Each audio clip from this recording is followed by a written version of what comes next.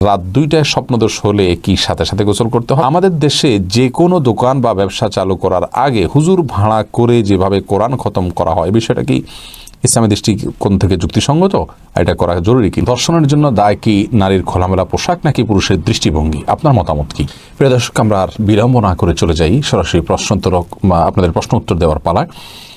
ইমরান এলাইস আপনি আইডি থেকে জানতে চেয়েছেন, আমার রাত ২টায় স্বপ্নদোষ হলে কি সাথে সাথে গোসল করতে হবে নাকি সকালে উঠে ফরজ নামাজ পড়লেই হবে? আপনি ফজরের আগে গোসল করলেই চলবে, সাথে সাথে উঠে করতে হবে এমন কোনো বাধ্যবাধকতা নেই। তবে সম্ভব হলে সাথে সাথে করে ফেলতে পারলে ভালো, কারণ অপবিত্র অবস্থায় বেশি সময় থাকা ভালো নয়।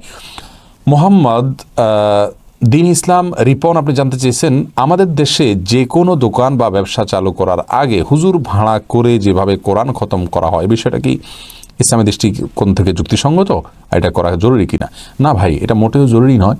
এটা আমাদের দেশের মানুষের মধ্যে প্রচলিত একটা কালচার ছাড়া আর কিছুই নয়। তার কারণ হলো যে আপনার আমাদের সমাজের বহু লোক মনে করেন যে হুজুর দিয়ে দোয়া না করালে সেই নতুন বাড়িতে, নতুন গাড়িতে, নতুন ব্যবসা প্রতিষ্ঠানে বোধহয় কল্যাণ হবে না। এটা সম্পূর্ণ একটি ভ্রান্ত ধারণা। মনে রাখা উচিত যে কল্যাণ এবং কল্যাণ মালিক একমাত্র আল্লাহ রাব্বুল আলামিন। আমাদেরকে প্রিয় নবী সাল্লাল্লাহু আলাইহি ওয়াসাল্লাম এরকম করে শিক্ষা দেননি।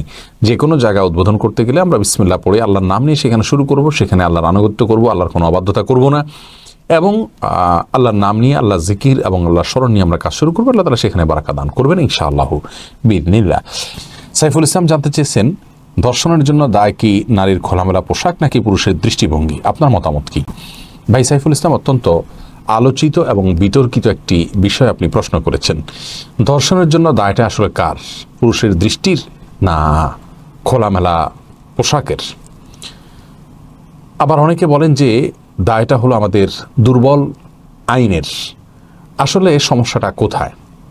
আমরা যদি কোরআন খুলি তাহলে দেখতে পাই এখানে এককভাবে কোনো একটিকে সমস্যা হিসেবে কোরআন চিহ্নিত করেনি, বরং এখানে ত্রিমুখী সমস্যা এবং সমাধান আমাদেরকে ত্রিমুখী ভাবে অর্জন করতে হবে।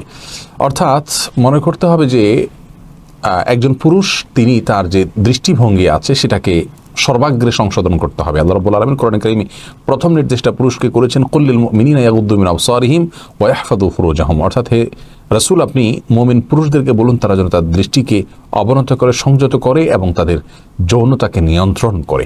তাহলে পুরুষ নিজেকে নিয়ন্ত্রণ করতে হবে, আত্মসংযমী হতে হবে। আর সে সংযম এবং নিয়ন্ত্রণের শিক্ষাটা কিন্তু ইসলামের বাইরে গিয়ে মানুষ অর্জন করতে পারবে না। হ্যাঁ, আপনি দেখাতে পারবেন পৃথিবীর কোনো কোনো অঞ্চলে, কোনো কোনো সমাজে মানুষ পেরেছে, সেই পারাটা নিয়ে অনেক কথা রয়েছে। সবচেয়ে বড় কথা হলো যে এটা সাস্টেইন হবে এবং এটাকে ইবাদত হিসাবে মানুষ করবে তখনই যখন তার ভিতরে আল্লাহর ভয় কাজ করবে।